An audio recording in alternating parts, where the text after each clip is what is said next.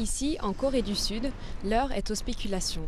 Une question est sur toutes les lèvres, la guerre des monnaies aura-t-elle lieu?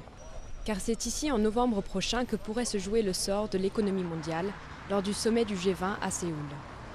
Et dans un climat de plus en plus tendu, les ministres des Finances du G20 ont décidé de se réunir quelques semaines avant la date afin de préparer le terrain.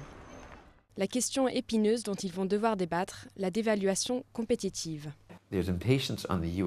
Du côté des États-Unis, il y a de l'impatience, car le yuan ne s'apprécie pas assez vite. Du côté chinois, il y a de l'impatience, car ils voient ça comme de l'ingérence dans leurs affaires intérieures. Et la dernière chose qu'ils souhaitent faire, c'est apprécier leur monnaie trop vite, car ça créerait des difficultés pour leurs exportateurs. En effet, une appréciation de la monnaie rend les exportations d'un pays plus chères à l'étranger. Plus chères et donc moins compétitives.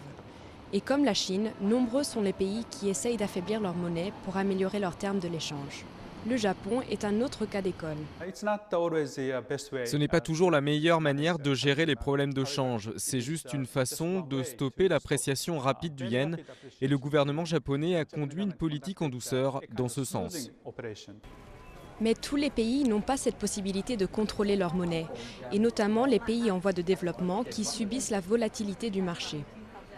Car les nouveaux marchés sont souvent la cible d'investissements de court terme, susceptibles de créer des bulles financières, comme lors de la crise asiatique de 1997.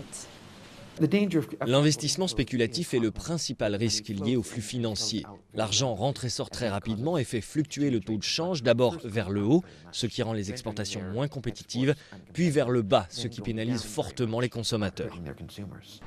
Mais les consommateurs du monde entier risquent d'être encore plus pénalisés si les négociations du G20 échouent en novembre prochain. La bataille monétaire promet d'être rude.